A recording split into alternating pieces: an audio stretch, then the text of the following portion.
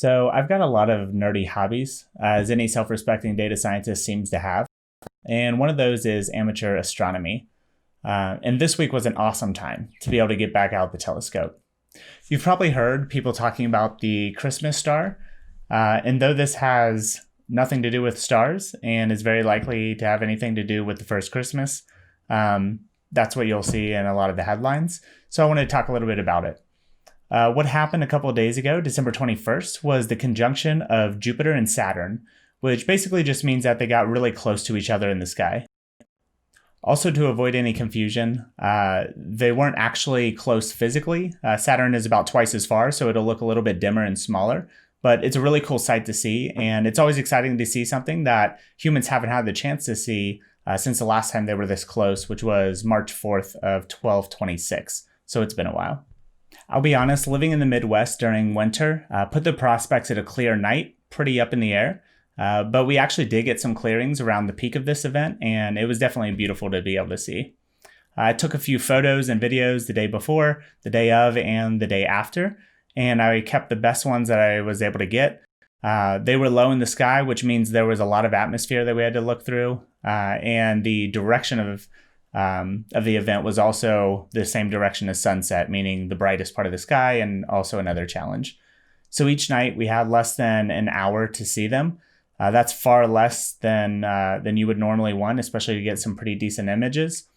The other challenge was that most tutorials and tools that we're talking about, a lot of settings and things that help to get good images in astrophotography, they tend to focus on things like getting single planets or multiple stars or galaxies, things like that. For comparison, here are a couple of images that I took and processed back in September when they were in more optimal locations, and I was able to optimize the settings for each. Trying to get these two planets with their much dimmer moons beside them all the way through the same frame was definitely the biggest challenge that I've had so far in trying amateur astrophotography. Although they do not do justice to the view that you get peering through the telescope, hopefully these have still been interesting to you. And that's it. These are the images that I got. Hopefully they're enjoyable. If you're interested in learning more about what it took to get these images, stick around and I'll walk through that next.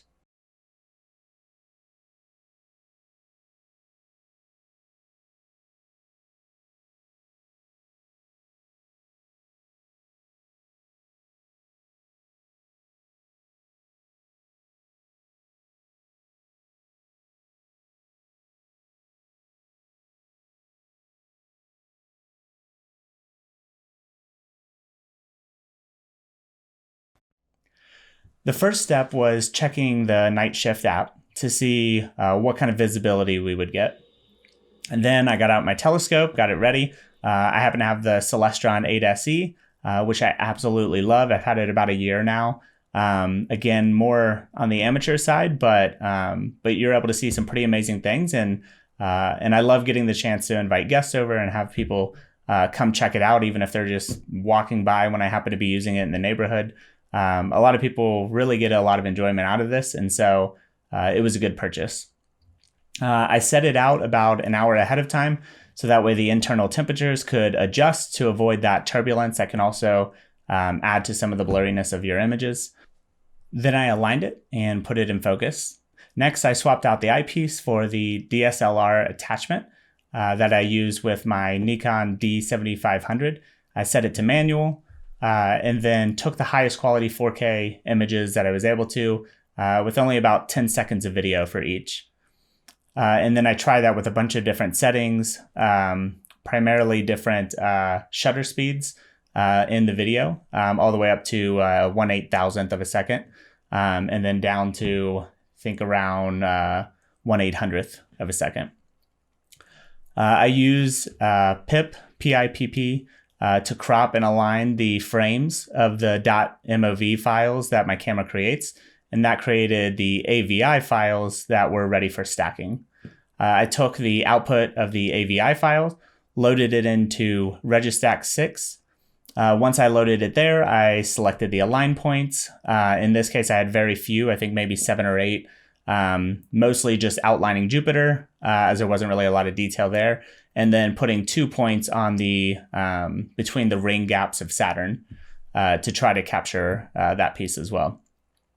Then I performed the alignment. I took the best 90% of images, given good quality of the frames. I was able to take a pretty high percentage in this case. And then I stacked the images. Next, I saved the output image and then loaded it into Luminar 4 for final processing.